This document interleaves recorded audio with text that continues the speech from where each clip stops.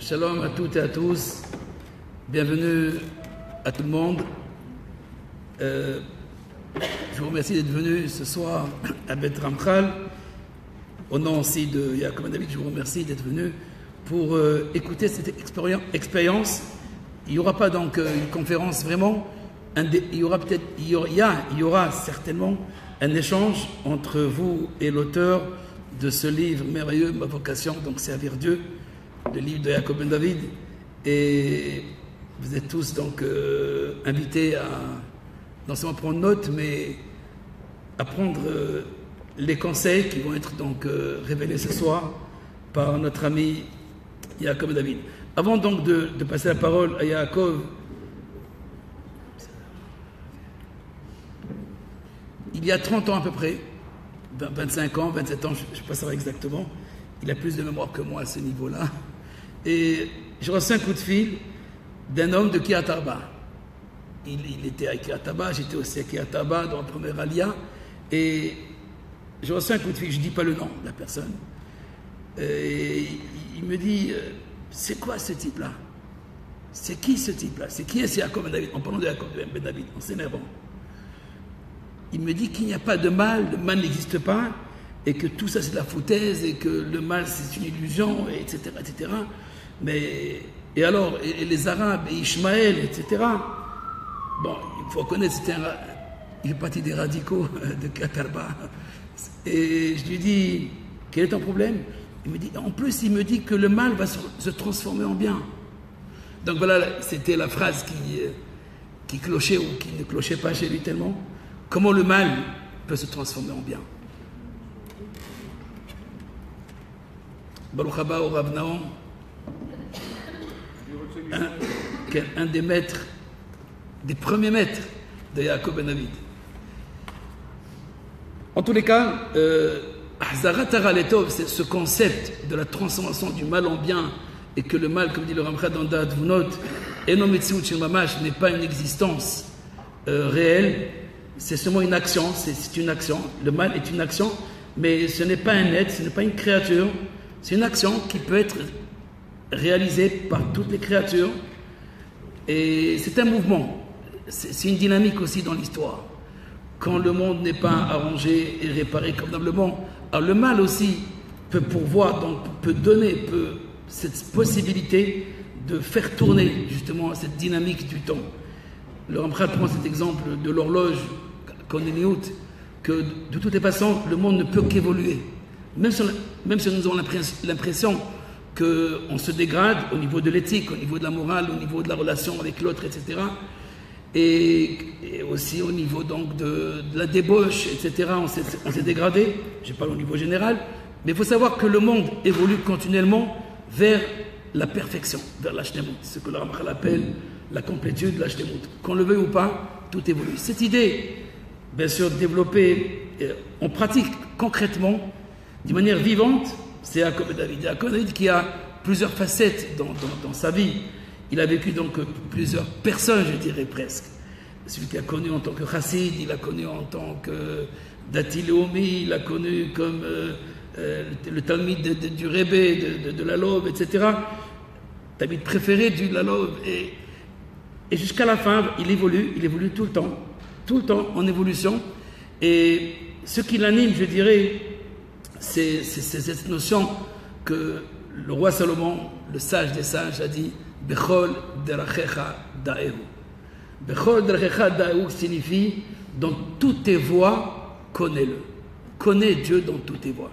Et lui qui a construit cet édifice, alors dans chaque pierre, dans chaque fenêtre, dans chaque mètre, dans chaque centimètre, eh bien ses calculs, c'était, il connaissait Dieu, il parlait à Dieu, il attendait que de Dieu, et il attend tout le temps que de Dieu.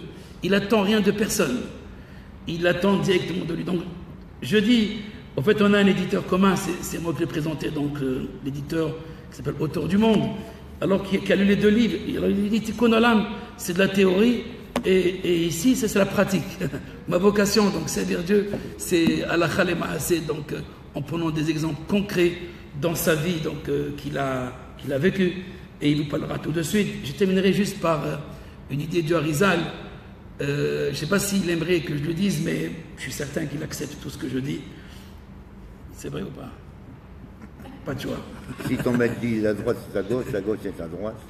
Alors, le Harizal dit que le guerre, le converti, c'est le tikkun de la klipat noga. Que signifie que le guerre, le converti, est la réparation de la klipa, de l'écorce qui s'appelle l'éclat. Il y a une écorce qui s'appelle noga, qui signifie l'éclat. En fait, il y a 4 écorces.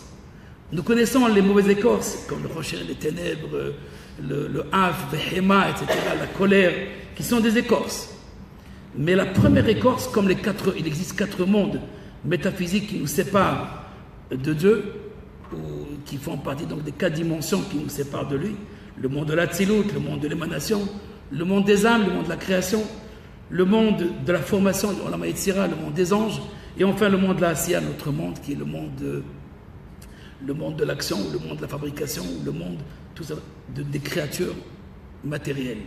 Mais voilà, dans ce monde qui s'appelle le monde de la Asiya, en bas, il y a 4 autres mondes, 4 clipotes, 4 écorces, et qui sont en parallèle à ces 4 mondes divins, à ces 4 mondes, je ne dirais pas qu'ils sont purs, à part le premier monde, le monde d'émanation, qui est l'Oïgur Khara, où le mal n'habite pas. Dans tous les autres, il y a une dynamique du mal.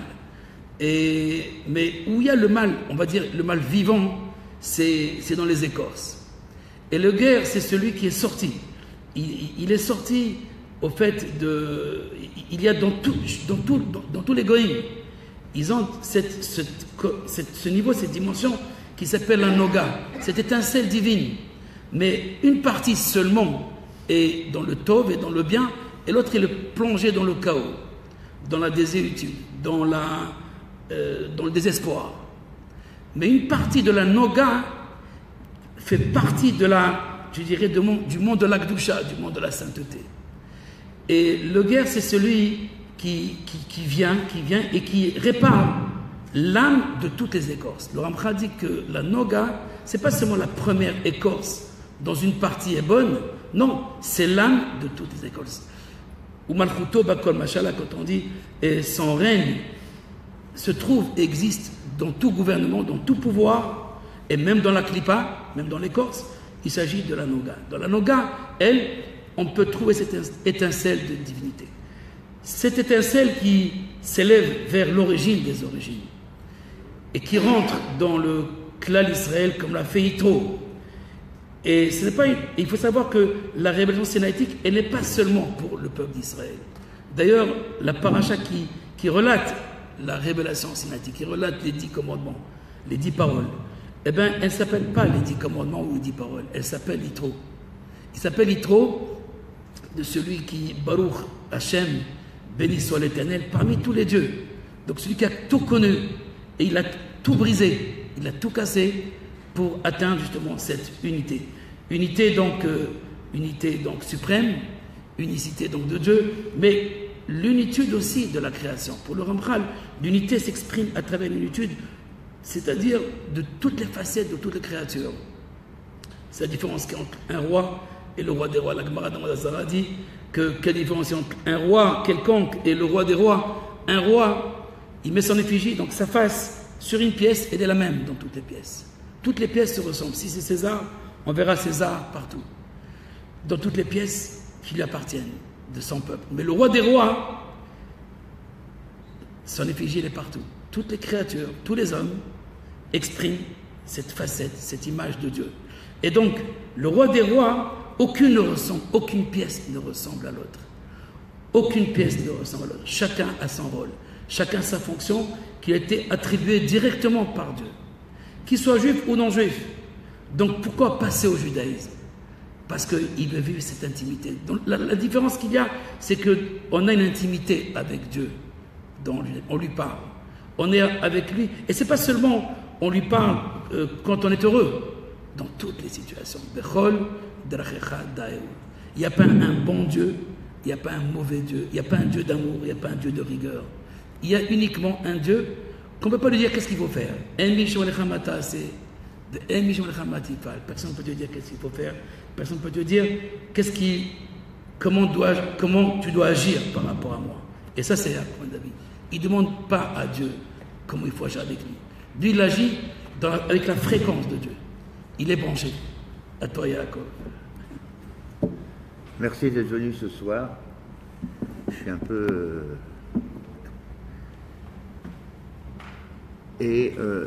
Donc, il y a certaines personnes qui ont lu le livre, il y en a d'autres pas, mais si vous avez des questions et pour que je puisse apporter des réponses ou vous pourrez expliquer ce que j'ai mis. On n'entend pas. On n'entend pas.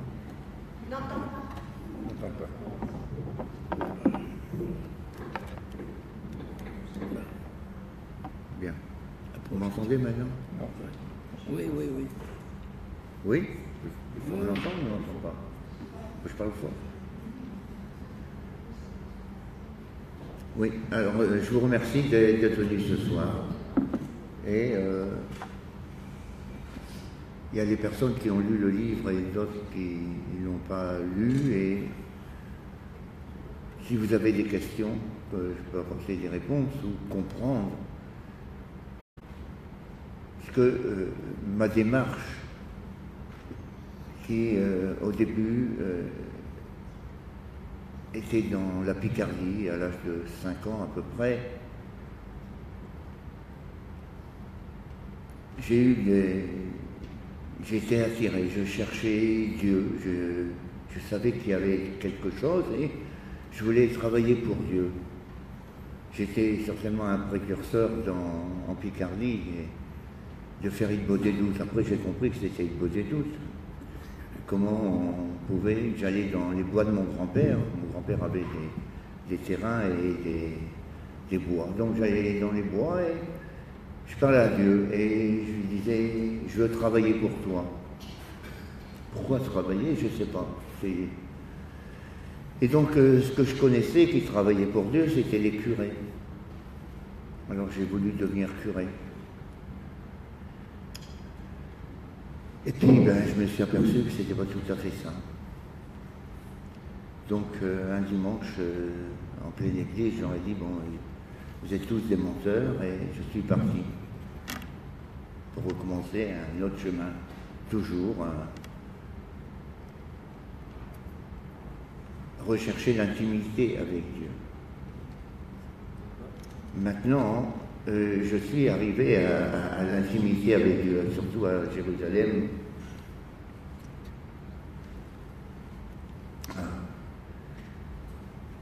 Donc, il y a 3 niveaux. Il y a le niveau de l'éveil. L'éveil, c'est quand on se rapproche d'Akadosh Baruch Hu. Donc, il y a les lois, on les exécute comme un éveil. On ne comprend pas. Esclave. Un esclave. Après, il y a un autre niveau qui est le fils de Ben, qui est un niveau un peu plus haut, qui, pas comme l'esclave, il essaie de comprendre, donc il pose des questions. Mais il y a un niveau beaucoup plus supérieur qui est Échec, l'épouse, Échec Raïm, qui est arrivé dans l'intimité d'Akadosh Baruch Hu. C'est plus d'exécuter sans comprendre. C'est pas d'exécuter et essayer de comprendre, c'est d'anticiper le rassemble d'Akadosh Baruch Hu dans ce monde. Et ça, c'est une vie sans arrêt avec lui. Toujours à le rechercher comme un enfant, il recherche ses parents. Il va au marché, un enfant, il va au marché avec sa mère ou son père. Et puis son père, il rencontre un copain, il commence à discuter avec lui, machinalement, ils avancent. Et le gamin, il reste là. Au bout de 4-5 ans, l'enfant, il ne voit plus son père, sa mère. Ah bah, où tu es, papa. Et nous, on doit arriver à ce niveau que lorsque on ne sent pas la présence de Dieu pendant 1 heure, bon, au début c'est peut-être 1 fois par jour, eh bien il faut dire, ah bah, où tu es, je ne te sens pas. Parce que si on ne ressent pas la présence d'Akadosh Baruch Hu, on est en danger. Parce que il n'y a que lui qui nous protège et qui nous envoie les bonnes pensées, les bonnes réflexions pour intervenir dans le monde, pour faire ce pourquoi on est là.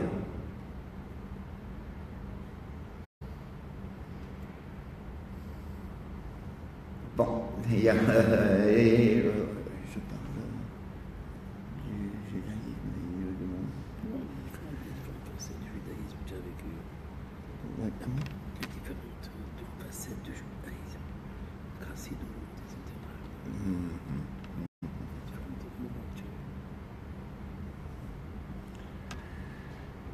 Donc, je suis parti de Pégardi et je suis arrivé ici en Israël. En France, on ne ressent pas trop on va dire, les shivim panim à la Torah. En France, c'est un judaïsme un peu universel et tout le monde s'entend avec tout le monde. Quand on arrive en Israël, on ressent un peu plus les shivim panim à la Torah. Les gens qui font un travail différent mais complémentaire. Et le problème, c'est qu'on voit dans la différence quelque chose qui n'est pas complémentaire. Et c'est ce que j'ai dû rechercher ici, qui fait que, n'étant pas né juif, je n'avais pas d'origine, il a fallu que je recherche quelle était ma place dans le peuple d'Israël. Donc j'avais commencé en France avec les Marocains. Je suis arrivé au Mahon Meir. Donc j'habitais Kiryat Arba. Donc mon maître, et quelle joie il m'a fait ce soir d'être là, Rabbi Yaakov. Donc qui m'a ouvert beaucoup de portes, surtout dans la vécoute, dans le sol, quand on est prié au côté, dans la Méhama, avec le Rav Darzi. Donc, où tu m'as pris la vécoute avec un cadeau, l'intimité. Et c'est là où tout a commencé, surtout dans la recherche vraie. Donc, j'ai terminé mon giour avec Rabbi Yosef. Après, je suis allé à Sfad. J'ai rencontré la Chassidut, les Breslev. Et encore une fois, je n'ai pas trouvé ma place. C'était bien, mais il manquait une dimension. Et chaque maître que j'ai eu, il m'a préparé pour une nouvelle classe. Parce que toute mon évolution a été passée d'une kita à une autre kita, d'une classe à une autre. Chaque maître, il m'a préparé pour le second. J'ai eu cette chance d'avoir des maîtres qui avaient le roi à Kodesh. Bon, je ne devrais peut-être pas dire ça devant Rabbi Yaakov, mais c'est comme Rabbi Mordechai. Donc, ils m'ont préparé à le prochain maître. Et le prochain maître, à ça, c'était le Rav Koenig, le Rav Loser, avec qui j'ai découvert une autre façon de travailler. Dans l'enseignement de Rabbi Nachman, donc l'enseignement était surtout dans les Sipurei Masiot. Il me racontait des histoires, et quelques jours après, ou dans la journée, je me retrouvais face à l'histoire. C'était pour m'enseigner lorsqu'on a une vision, pas comme un rêve, ou des fois un rêve, et comment l'interpréter pour le voir dans la réalité. Un rêve, c'est un sipour, une histoire. Et il y a une raison et comment on doit interpréter et comment intervenir dans cette histoire, dans cette vision. Après, donc, je sentais qu'il me manquait encore une autre dimension. Et j'ai eu la chance de rencontrer Rabbi Shimon, l'Admour Milelov Alav Shalom. Et c'est une histoire, une autre intimité, beaucoup plus fine. Je l'ai rencontré, j'ai allé prier Mincha, et entre Mincha et Arvit, je vois une personne d'un certain âge avec une grande barbe blanche qui rayonnait comme ça. Donc, je lui ai embrassé la main. Bon.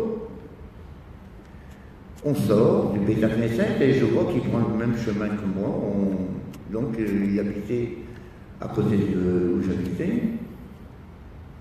Puis, j'ai mis Kevodo. Alors, il me dit Shimon.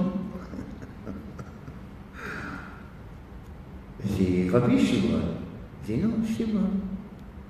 Avec une petite voix douce comme ça. C'était quelque chose, hein, l'amour.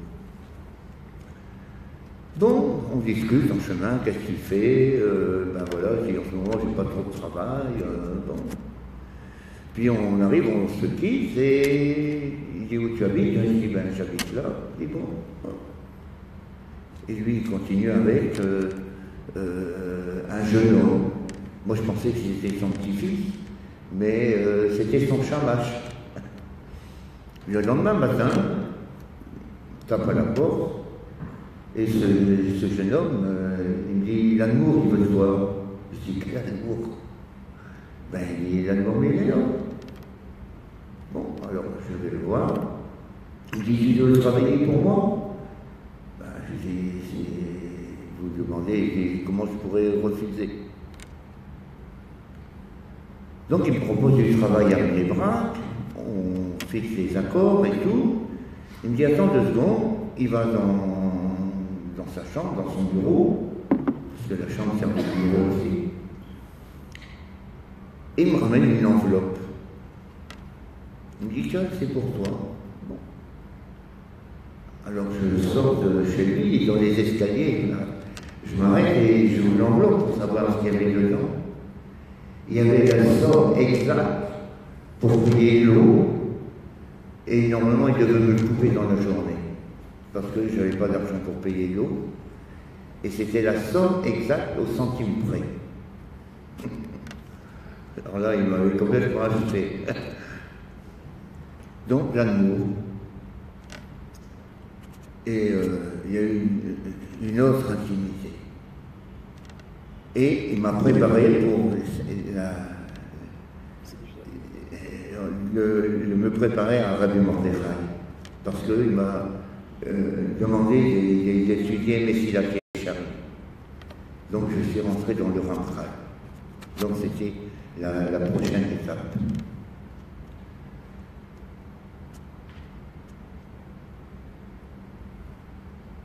Dans Pirkei Avos, c'est marqué Tasei Yechara v'tiknei chaver. Et chaque juif, il doit se poser cette question. Fais-toi un maître. Il faut un maître. Si on veut arriver un jour à Eshet Raïl, le côté féminin de Dieu, il faut un maître qui puisse dire ta droite c'est ta gauche, et ta gauche c'est ta droite. Parce que sinon on rentre dans un dimion qui n'est pas vrai et on n'arrive pas à se réaliser. J'ai eu cette chance, mais c'est sûr qu'il y a la chance, mais il y a le rasson. La seule chose que l'on a dans ce monde, c'est le rasson, c'est la volonté. Dans l'acte, on n'a pas de liberté. De liberté. Mais parce que si on n'a pas réparé au niveau des mochines, au niveau du cerveau, si on n'a pas fait la réparation, alors c'est sûr qu'on va tomber. Il faut faire le tikkun hamachshava, la réparation des pensées. Sinon, au moindre obstacle, ça va, on va être complètement déconnecté de la Kadosh Baruch Hu. C'est ce que nous enseigne le Ramchal, c'est le tikkun hamachshava. Rabbi Nachman de Breslev, il parle aussi du tikkun hamachshava, mais d'une façon détournée, pas de direct. Il parle de tikkun haïn, de réparation des yeux, et tikkun abrit. Et il est sûr que pour réparer l'œil, ça amène à réparer le cerveau. Parce que en 90, donc quand j'étais à Sfat, j'avais commencé un nouveau bain. Et c'était l'arrivée en mars des Russes, et un peu légèrement vêtu. Alors j'avais un problème, je vais voir le rab et je lui dis mais c'est pas possible, je ne peux pas continuer. Il dit parce que il y a des femmes qui sont légèrement vêtues. Il me dit encore, l'œil ne voit ce que le cerveau lui dit de voir. Si le cerveau ne dit pas de voir, on ne voit rien. Le lendemain, j'étais plus gêné, je ne voyais plus.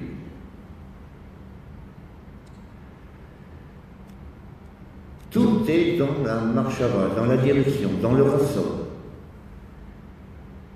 Alors, c'est sûr que ma volonté, c'était d'avoir un maître et un Kadosh Baruch Hu. Il m'a donné des maîtres avec qui j'ai pu travailler. Parce que le judaïsme, c'est un travail. Judaïsme, oui, c'est un travail. C'est pas quelque chose qui se limite aux 613 mitzvot. 613 mitzvot, c'est pour retrouver notre nature. Simplement pour retrouver notre nature. Comme le lion, le cheval. Mais c'est pas fini. Le cheval, il a retrouvé sa nature. Est-ce qu'il est un cheval de labour, un cheval de course? Qu'est-ce qu'il est? Et nous, pareil. On a retrouvé notre nature de juif. Enfin, oui. Alors qu'est-ce qu'on fait? Qu'est-ce qu'on fait? Pourquoi on est venu ici, dans ce monde? Est-ce que c'est pour faire 613 000 de retrouver sa nature et de rester dans sa nature? Sans rien faire. C'est beau de retrouver sa nature, mais qu'est-ce qu'on en fait de cette nature? C'est un beau chien, bien, mais à quoi il sert? Un chien de berger? Un chien d'aveugle? Il y a beaucoup de fonctions chez les animaux, et nous c'est pareil. Chaque individu dans le monde est venu pour réaliser quelque chose. Et lui seul, personne d'autre, personne ne peut le remplacer. Le Rav Kohanim, il dit, écoute Yaakov, Kol Yehudi Chashuv Betafkido. Chaque juif est important, mais dans Tafkido, dans sa fonction. Mais s'il n'est pas dans sa fonction, s'il fait comme son voisin, comme son cousin, comme son oncle, alors il n'est pas dans son tafkid, il fait le boulot de son cousin, de son voisin. Et chaque juif, il doit rechercher ce pourquoi il est là. Alors c'est pour ça qu'il faut un maître. Parce que le maître est un rond-col, c'est un haut-parleur, c'est un signor qui vient d'Akadosh Baruch Hu et qui nous dit des choses pour qu'on puisse les entendre. Parce que si on ne les entend pas, alors on ne peut pas rentrer dans un dimion bénéfice. Et après, c'est sûr qu'il faut un ami pour aller dans le chemin, qui nous surveille, qui nous voit. Alors voilà, c'est toute ma vie, je ne veux pas dire que j'ai cherché à Kadosh Baruch, parce que je ne l'ai jamais cherché, il était toujours à côté de moi. J'ai entendu des gens qui m'ont dit, mais j'ai cherché à Kadosh Baruch et je ne l'ai jamais trouvé. J'ai dit, tu n'as pas besoin de le chercher, il est à côté de toi. Et Fouaza, Mitachataf, où est-ce qu'elle est l'or? En dessous du nez. En dessous du nez, on ne voit pas. Voilà, c'est un peu en gros, vraiment, le livre déjà c'est un simsou, c'est un raccourci de ma vie parce que c'est un peu plus que ça. Et là c'est un simsou, dans le simsou c'est pour vous donner le hikar, l'important de notre travail qui est de dévoiler le nom de Dieu dans le monde. De dévoiler le nom de Dieu pour amener la Géoula, reconstruire le Beth Amikdash, faire venir le Mashiach, révéler Dieu. Et aussi, sans oublier d'intégrer les non-juifs. Il faut intégrer les goyim avec nous. Si on les on travaille pas ensemble, eh ben on pourra jamais. Mais déjà, il faut que nous, on arrête d'être trop religieux. Il faut arrêter d'être religieux. Il faut commencer à être... il y avait Ronnie Acrich ce matin, il nous a fait, on est allé à la Méhara ce matin, il dit qu'il faut redevenir hébreu. Et donc, il faut redevenir les échecs à chair. Qu'on devienne des révélateurs de d'Akadosh Baruch. Alors Dieu a créé le monde et pour dévoiler son nom, pour réparer le monde, il a donné 613 mitzvot aux Juifs, il a donné 7 lois aux non-Juifs. Il n'a pas créé de religion, il a donné un travail. Et dès que le goy, le non-juif, il fait les 7 lois, c'est en fin de compte c'est 6, parce que la 7e loi, c'est de recréer, c'est de créer des tribunaux. Et pour créer ces tribunaux, c'est là où le juif intervient pour leur enseigner comment faire des Beth Mishpat, pour faire des tribunaux. Parce que eux, suivant leur tendance, s'ils vont, comme les chrétiens, c'est un chesed qui n'est pas bien, qui est complètement faux. Les musulmans, ils vont sur le din. Si tu voles, on te coupe la main. Non. Il faut faire les lois, les tribunaux qui soient dans Tiferet et Yaakov. Tiferet, c'est-à-dire du chesed et du din. Mais ça ne peut pas être tout din, ça ne peut pas être tout chesed. Il faut qu'on leur enseigne comment faire ces tribunaux. Donc,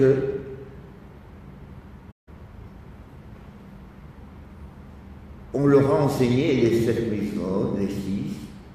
Donc, eux aussi, ils doivent rechercher leur intimité avec Dieu. Essayer de comprendre pourquoi ils sont venus ici dans ce monde.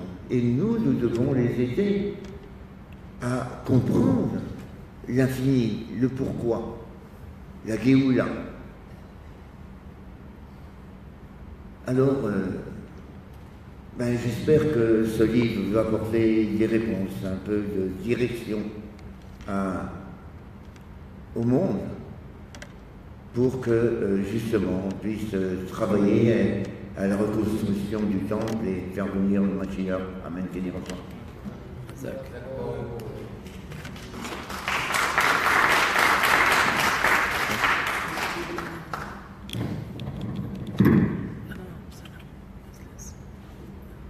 J'aimerais développer un peu plus ou l'inciter à continuer. Quand vous voyez, il est ému, il n'a pas l'habitude de parler en public, il parle en général en privé. La relation de Yaakov est aussi intime, c'est-à-dire au fait quand il rencontre quelqu'un Et aussi bien un arabe qui travaille avec lui, parce qu'il travaille dans la construction, eh bien, il lui parle de Torah. Avec un chrétien, il lui parle aussi de Torah. Avec un juif, il lui parle de Torah à sa manière, bien entendu. Et donc, il ne parle pas en public. Il ne sait pas parler en public. Donc, excusez-le. Mais il s'en sort bien. Il peut être un enseignant. Il peut enseigner aussi. Donc, il y a dans le judaïsme lui-même, il y a deux aspects. L'aspect ésotérisme et l'aspect exotérique. C'est-à-dire, d'un terme plus simple, ce que Jacob parlait donc des 613 mitzvot, c'est l'action. L'action, c'est-à-dire aussi bien de mettre les filines, donner la tzedaka, la charité, pour une femme d'allumer les bougies Shabbat. Et d'ailleurs, nous avons un ami ici, le rabbin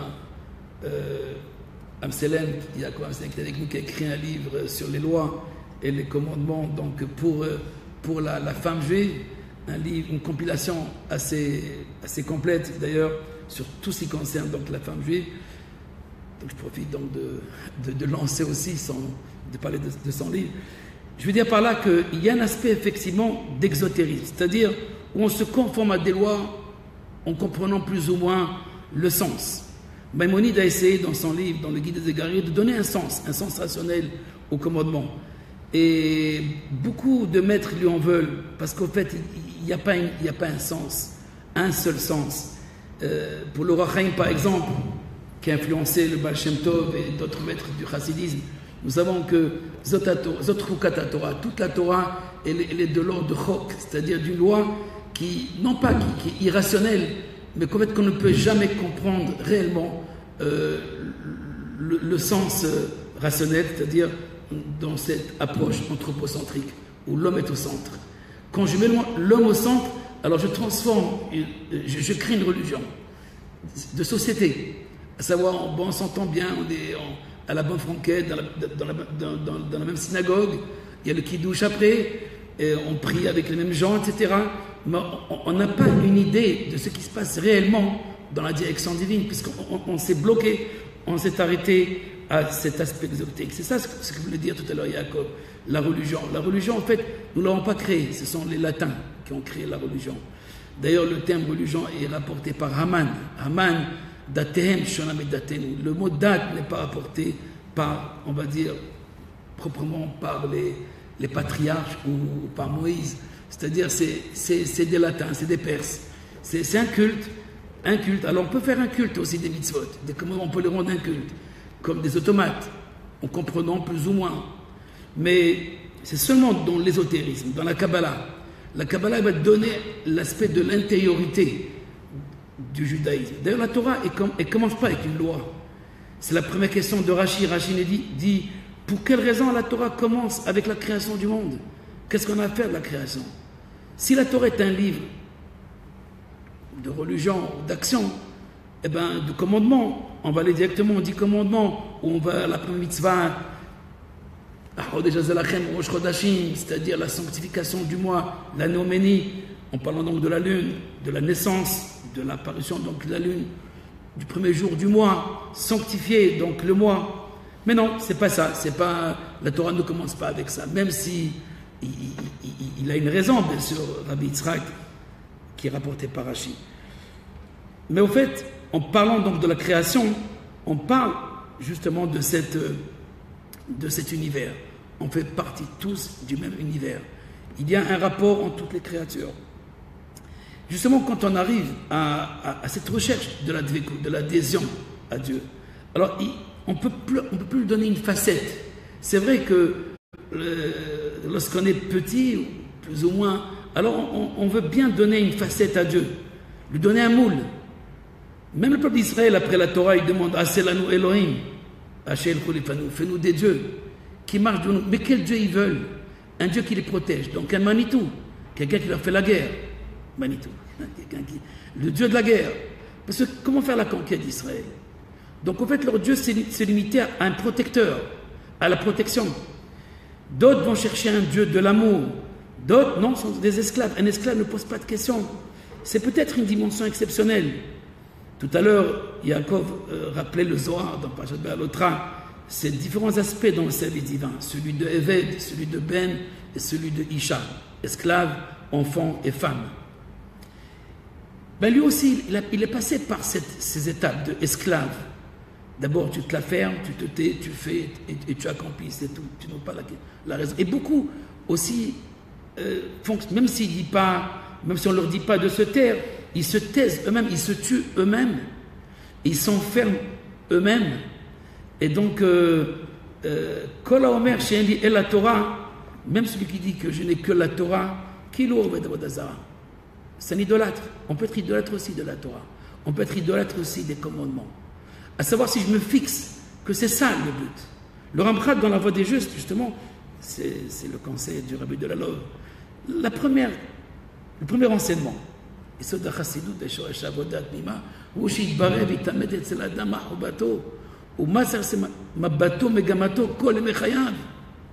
le but ultime de l'homme, c'est cette recherche de la dvekoud, de l'adhésion à Dieu. Parce qu'en fait, toute la direction du monde, tout ce qui se passe à travers toutes les créatures, à travers tous les hommes, c'est amener le monde à sa complétude, à sa shlemout.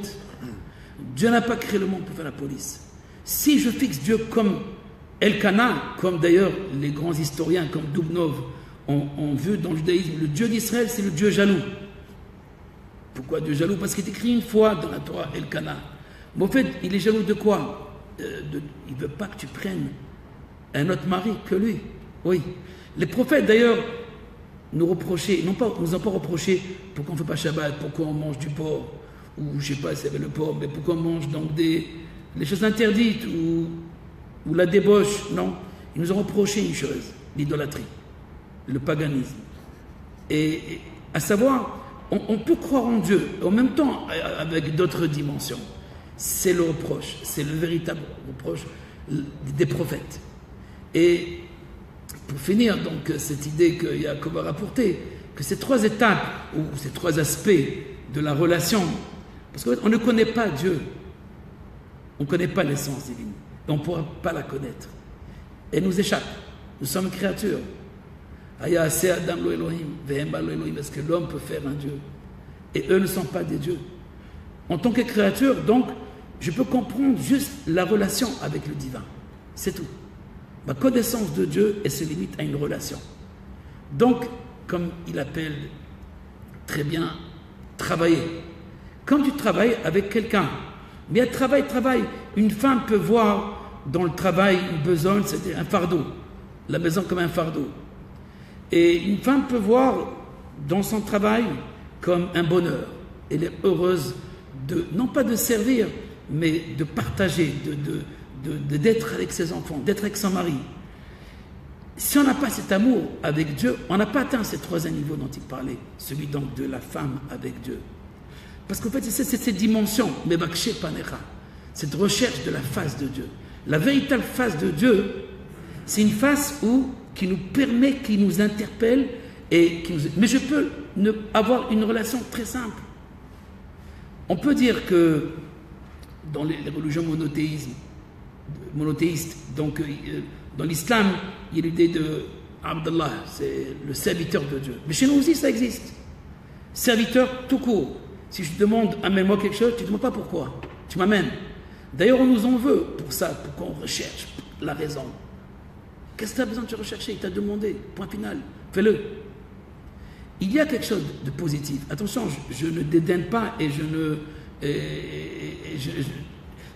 je vois bien sûr dans cette dimension quelque chose d'exceptionnel, de fermer son cœur, son cerveau.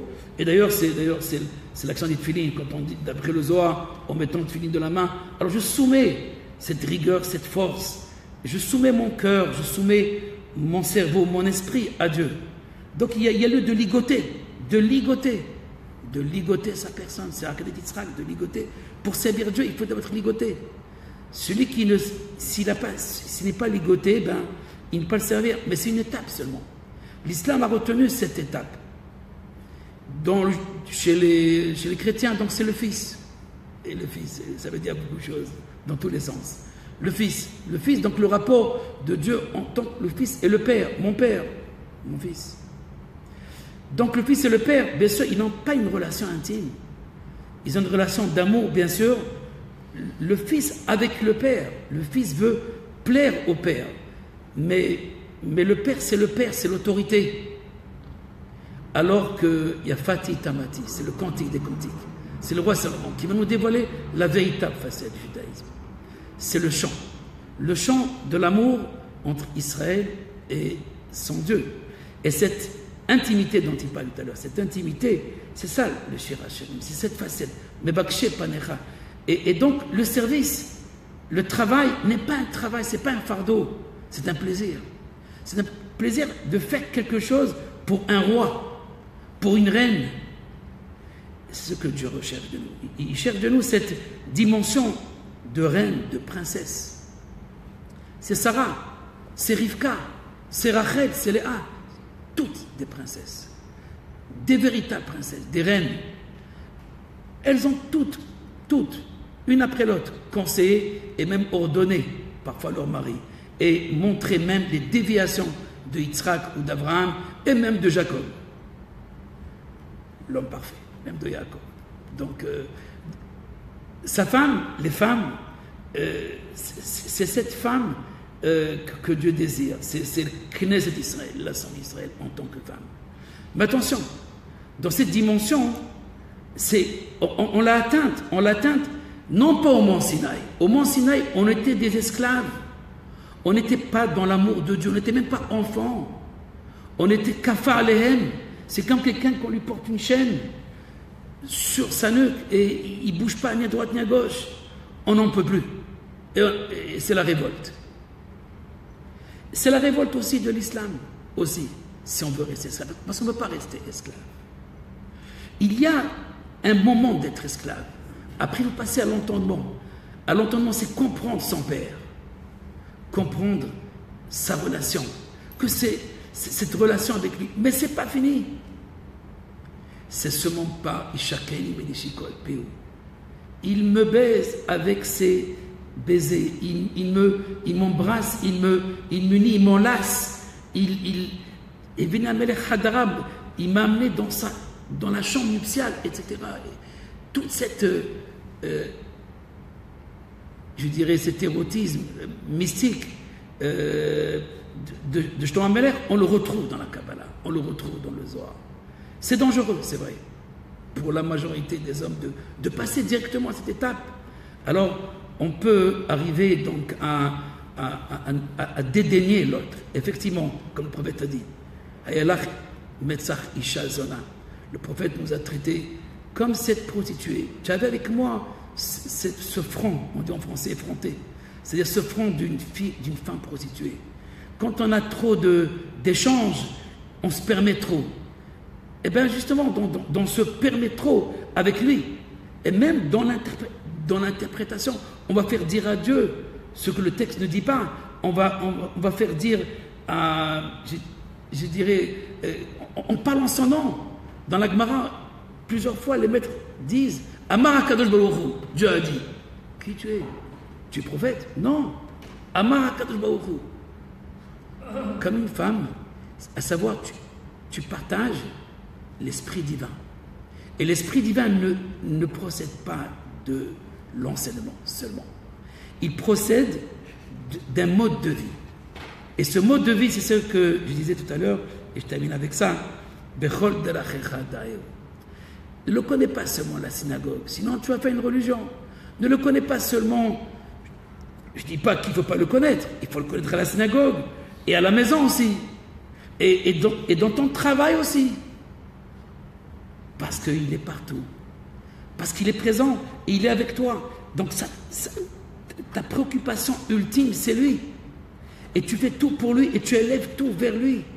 Cette idée, peut-être trop simpliste pour certains, on peut l'approfondir. On peut voir, je dirais, toute la Hydra Rabbah, toute la Hydra Zouta de Rabbi, la grande assemblée de Rabbi Shimon, la petite assemblée avant la mort de Rabbi Shimon, où il révèle ce secret de la connaissance de la face de Dieu. Malheureusement, et là je termine vraiment, malheureusement, chaque fois, je dis 3 fois je termine, la 3e fois je termine, malheureusement le judaïsme ne vit pas cette relation avec Dieu. Même le judaïsme ne vit pas cette relation avec Dieu. Et ce qui fait que beaucoup de gens se sont éloignés du judaïsme.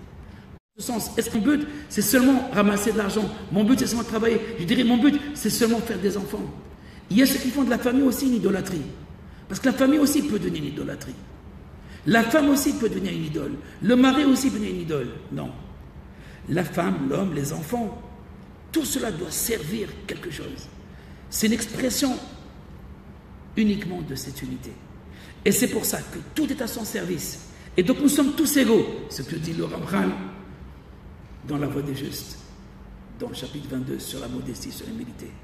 Kulanu meshartei habayit. Nous sommes des serviteurs de la maison de Dieu. Et c'est le titre. Comment servir? Et c'est en pratique. Nous sommes des serviteurs. Si, des serviteurs de la maison.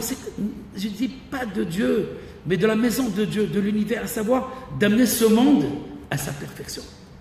D'amener ce monde à sa complétude. C'est donc, chacun doit trouver sa voie. Chacun, il a une empreinte. Et mon empreinte est différente de toutes les empreintes. Il n'y a aucune qui me ressemble. Aucune empreinte ne ressemble à l'autre. Nous sommes différents et pourtant, nous procédons tous du même visage de Dieu. Comme nous avons dit tout à l'heure, l'effigie du roi des rois, et elle est infinie. Il y a une multitude de facettes. Et tous les hommes ont une expression de cette facette. Si je considère que chaque créature, kol adam yesh, chaque homme a son heure, chaque chose a sa place, alors dans ce cas-là, il est certain qu'on atteindra ce but. Le judaïsme ne s'enferme pas à une religion, à un culte, comme les nations, qui eux ont créé des religions. Nous, Dieu a voulu créer quelque chose, sans lui donner une face. C'est aller avec lui. L'erter aharai bamidbar. Aller avec moi sans savoir trop, avec une confiance absolue. J'attends pas le Messie.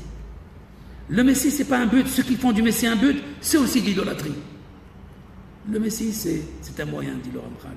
Dans Marai Karim, il dit c'est un moyen pour renforcer justement ces tribunaux, pour renforcer l'amour de Dieu, pour renforcer la foi.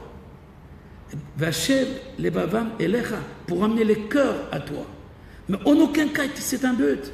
Je ne le cherche pas. Un maître du Talmud disait, s'il vient, eh bien tant mieux, moi je continue à étudier.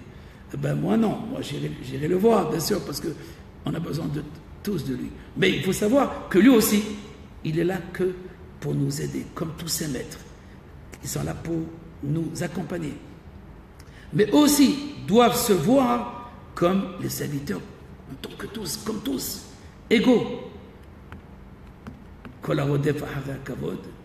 Celui qui poursuit donc les honneurs et la gloire, eh bien la gloire et les honneurs vont le fuir.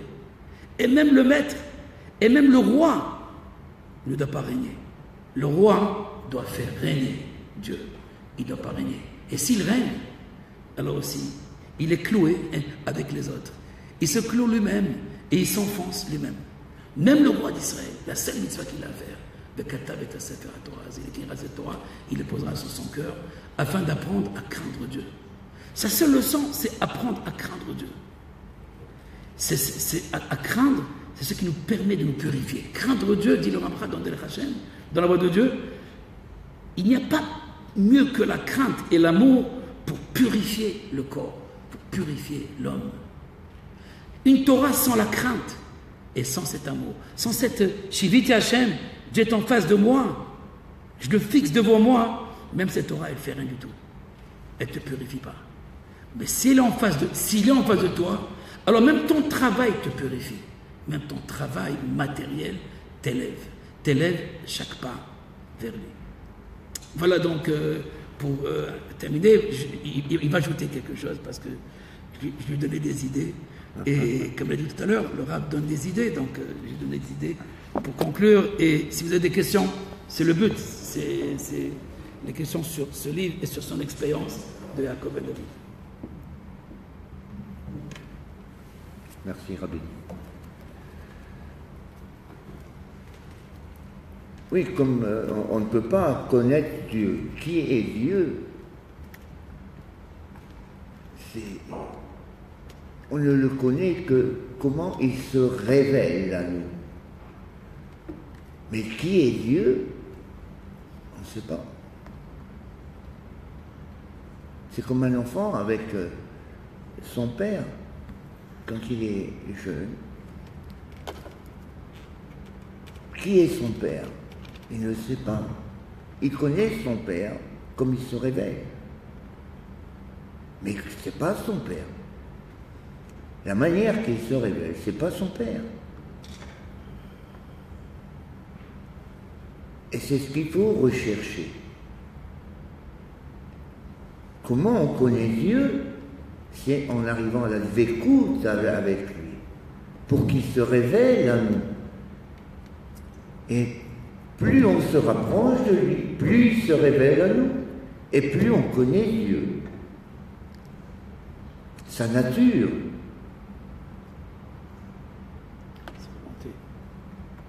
Et son rasson. Le rasson d'Akadosh Baruch Hu,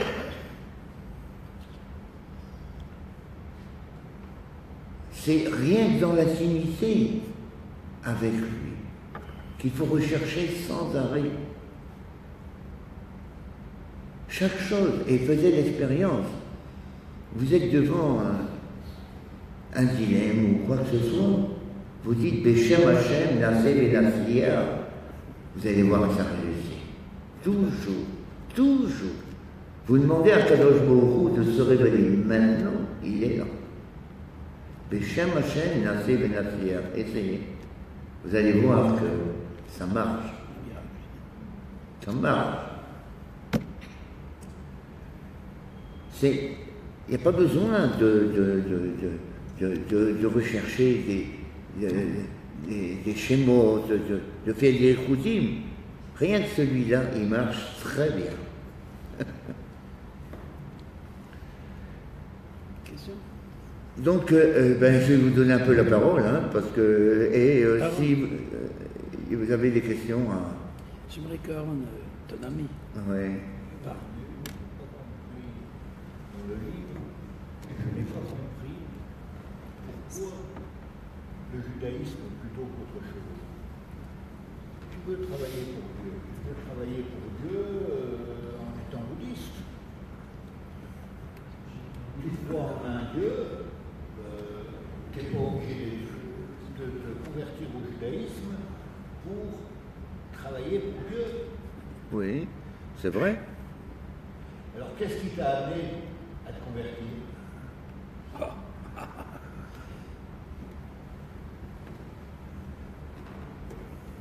Si tu trouves la réponse, tu me la donnes, parce que... C'est un converti aussi. Hein. Katouf, je crois, dans le Zohar, oui, me rappelle Semet Behemet, elle nous dirait chez la Yadout. Non? Il est comme ça, quelque chose comme ça. Ça ressemble plutôt à Breslev, ça. Non, pas Breslev.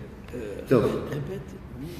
Celui, un go, il répète, il cherche la vérité, il n'y a pas d'autre chemin que d'arriver au judaïsme. Oui, plus ou moins. Dans Tana d'Eveliaou, il y a quelque chose qui ressemble à ce que tu dis. Ouais. Dans le Tana d'Eveliaou, que même un goy qui recherche Hachem, qui recherche Dieu et qui prie pour la Géoula, pour la rédemption, pour la délivrance, pour la révélation de Dieu, pour Malchut Israël. Alors il mérite aussi le Roi HaKodesh, il mérite l'Esprit Saint aussi. Même si Bon, Aaron, comme je voulais travailler pour lui, il m'a amené dans ses palais pour que je travaille pour lui. Il ne pouvait pas me laisser à l'extérieur, il allait dans un palais différent.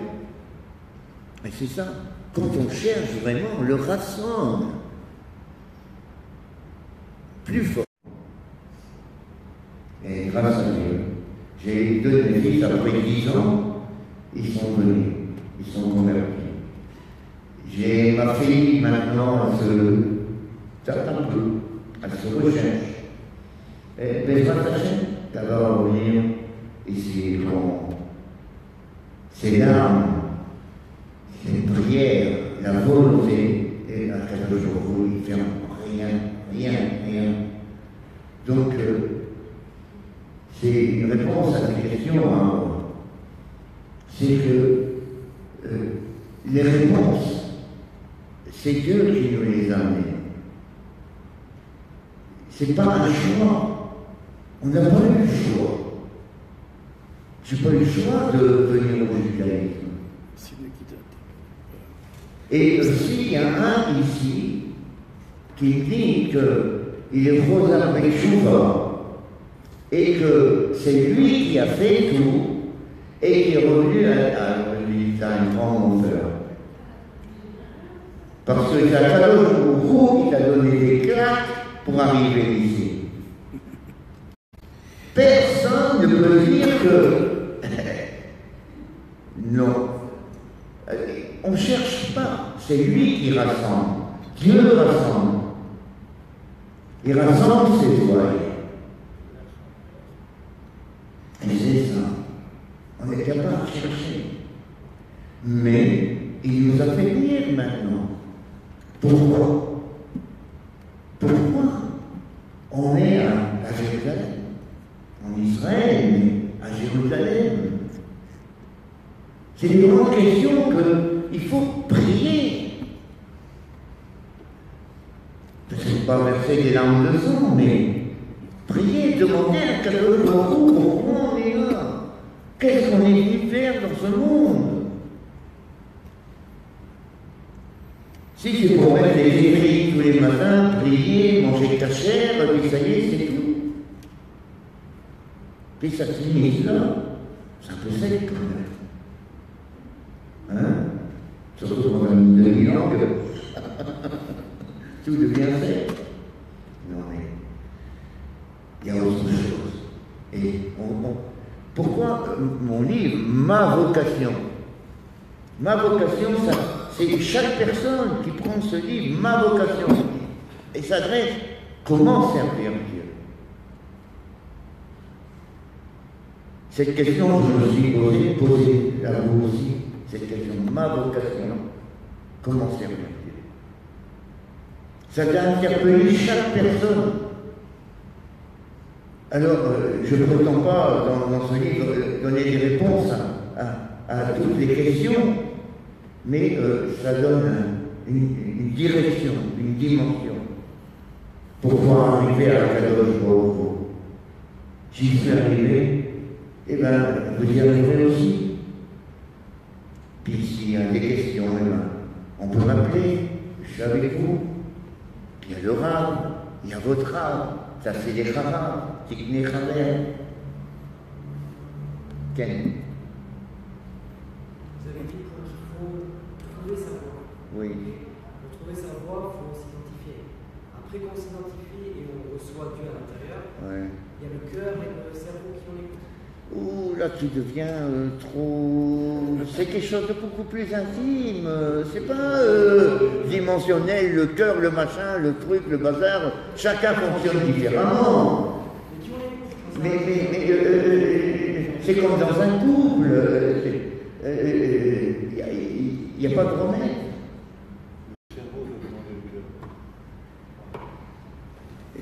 C'est une intimité, chacun il doit.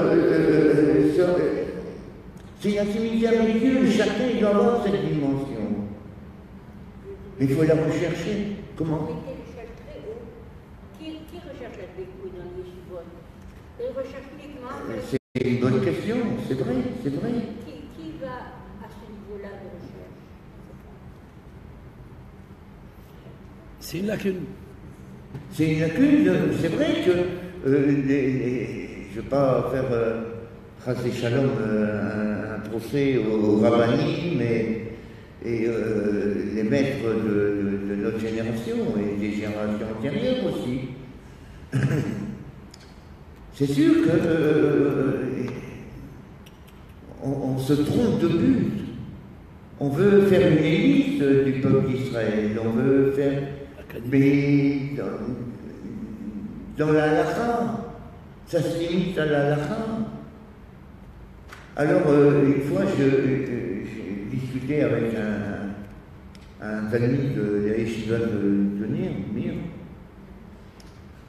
Puis on attendait comme ça, et j'ai dit, qu'est-ce qu'il fait? Ben, il cherchait la famille, waouh, c'est quelque chose. L'académie. L'académie. J'ai dit, qu'est-ce que tu dis? J'ai dit, maman.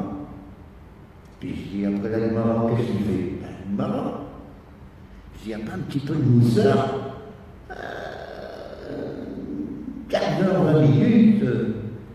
Waouh, j'ai dit, un bon conducteur, toi. Tu es un bon âne. J'ai dit, tu t'arrêtes au feu, tu ne brûles pas les stores, tu donnes son climat. Mais j'ai dit, où tu vas? Où tu vas? Tu es sur la route, tu ne brûles pas les feux rouges, tu t'arrêtes au stop. Tu remplis l'essence. Mais où tu vas? J'ai dit, c'est moi. Le code de la route, je ne le connais pas trop. Des efforts, je prends des procès, des claques. Mais je sais où je suis. Et quand on sait où on va, même si on se trompe de direction, eh bien, on revient. Des fois, on va aller à ça. Alors, bon, on peut passer par Tel Aviv et Cholon, on s'est perdu. Et hop, on reprend la clichette et on arrive à ça. C'est ça. Des fois, je dirais, bon, non, c'est un peu trop vite.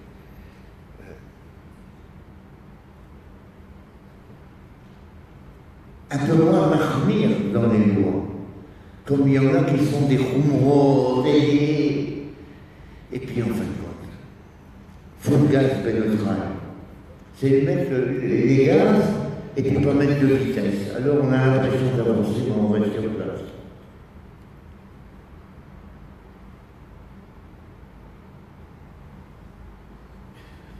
C'est sûr que ça va prendre du temps. Mais j'espère, chacun va amener sa pierre, j'amène la mienne, et ça va donner des réflexions. C'est sûr qu'il y a des rabbins qui vont, venant de moi, de quelqu'un qui n'a pas été dans les grands yeshivot, mais j'amène un tachlis, le travail que l'on doit effectuer. Et c'est sûr que ça va interloquer les gens. Mais vous êtes les premiers, mais vous ne serez pas les derniers, c'est sûr. Peut-on arriver à ce travail sans la plénitude de la Torah? Comment? Peut-on arriver à ce travail dont vous parlez? J'ai été Sur très l'étude. impressionnée par votre livre, il est plein de Luna. Oui. Peut-on arriver à ce travail sans la plénitude de la Torah? Sans l'étude de la... Ah non, non, absolument pas. Absolument pas. Il faut des études, bien sûr. Mais pas comme la Gemara, il faut du Moussard, du Ramchal. C'est cet enseignement qu'il faut, qui manque dans les yeshivot. C'est sûr que les gens, ils ont un niveau très élevé, mais ça sert à quoi? J'avais entendu une fois, quand j'étais aux États-Unis, il y avait un type qui avait 5 doctorants. 5 doctorants de base. Et il a voulu aller étudier une autre formation chez un grand maître dans l'Himalaya, je crois où, là, un bouddhiste. Alors, il envoie un courrier, et puis il reçoit une réponse, bon, ben, vous aurez un rendez-vous dans 1 an. Mais en attendant, il faut que vous veniez sur place et attendre votre tour. Parce que vous ne pouvez pas attendre 1 an en Amérique. Bon, le gars il fait le déplacement, il va là-bas, puis l'année, il rencontre ce grand maître. Alors, le grand maître, il dit, qui tu es? Ben voilà, et doctorant, et doctorant, et doctorant, et doctorant. Waouh, c'est très intéressant. Et je voudrais que vous m'enseigniez quelque sens, c'est pas tout à fait le moment. Il est trop plein, il faut que tu vides un peu pour pouvoir le reprendre chez moi. Et c'est ça. L'étude, elle doit amener au massé. Si l'étude est stérile, ça n'amène rien. Et l'étude, elle doit amener à la écoute. Mais c'est sûr qu'il faut des études.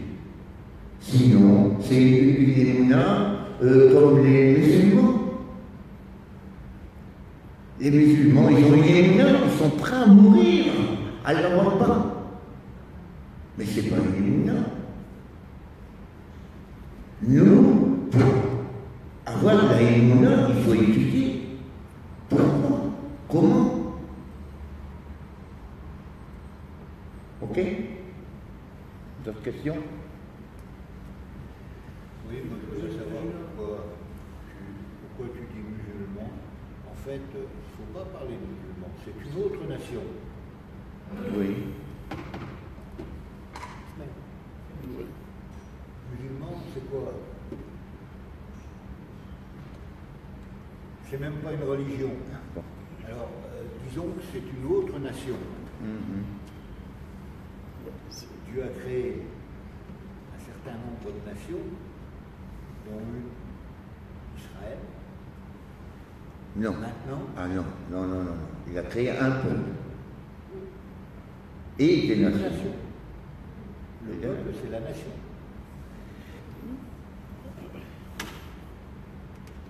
Amzou Yatsartili. J'ai formé un peuple. Amzou Yatsartili, il a dit, et Sapéroun. Le prophète Isaïe dit, justement dans l'Aftara de Bereshit, la même paracha qui parle du commencement, parle aussi de, au fait, le véritable commencement. Combien Dieu il a créé de nations? 70. Bon. Et Israël, il est où? Israël. Non, non, non. C'en est une. Non, non, c'est pas la 71e. C'est. En vérité, 69. Attends, je vais répondre. Je vais aller plus loin. Je vais vous étonner. Israël n'existe pas chez les nations. Il y a une abnégation même du peuple d'Israël.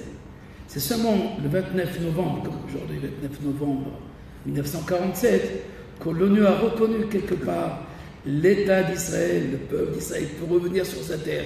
Mais c'était le sacrifice d'Israël. Israël, c'est un sacrifice. Il y a une abnégation, une annulation. Je veux dire pourquoi.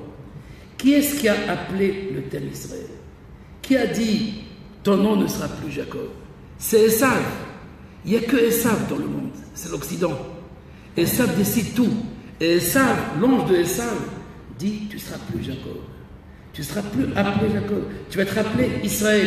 Donc, qui dans le titre d'Israël, c'est pas Dieu. Après, Dieu dit à Jacob, ton nom désormais sera Israël. Mais c'est l'ange de Esav.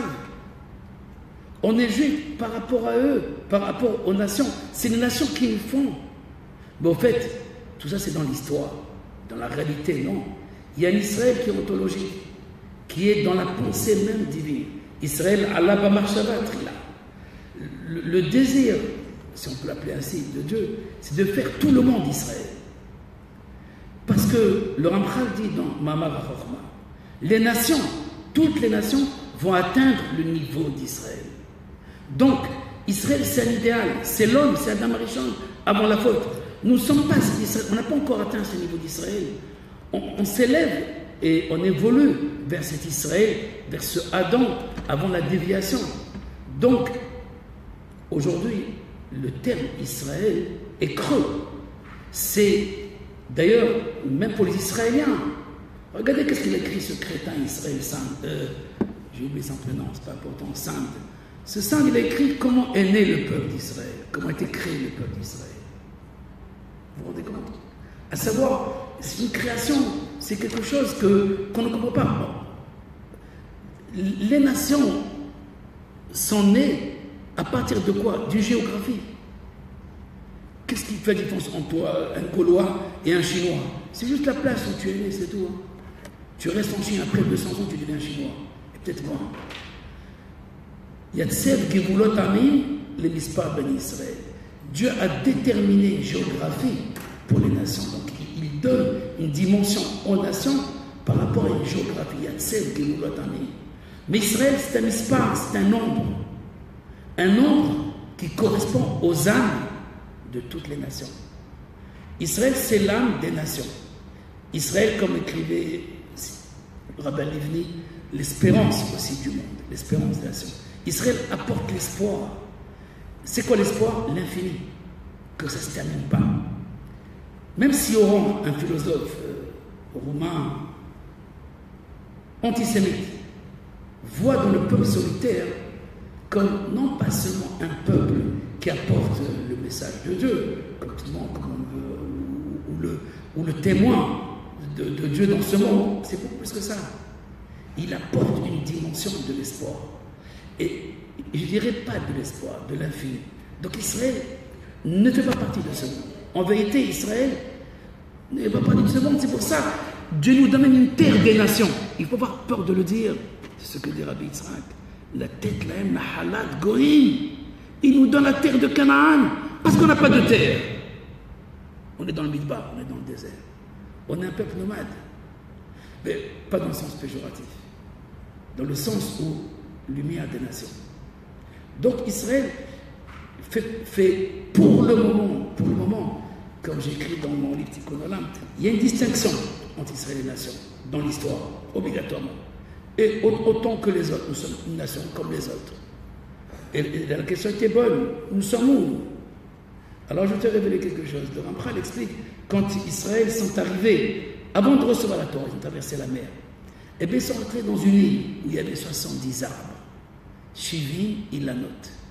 Ces 70 arbres correspondent aux 70 aspects du divin.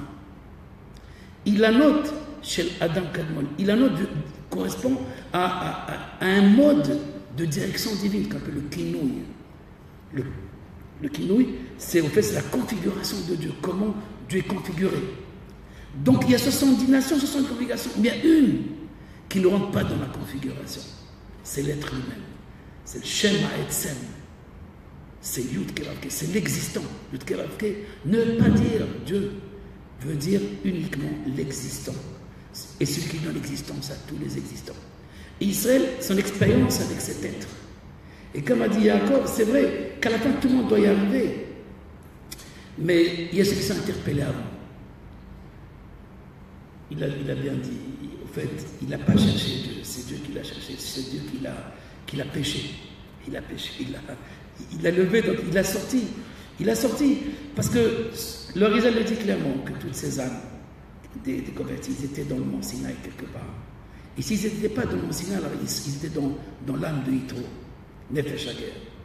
Et quelque part, donc, le début du tikkun du monde, c'est la récupération de Esav même. C'est transformer Esav, c'est le plus proche de nous. Et après, c'est tout le monde qui va suivre, parce que Esav, c'est l'intelligence, pas artificielle, mais rationnelle du monde.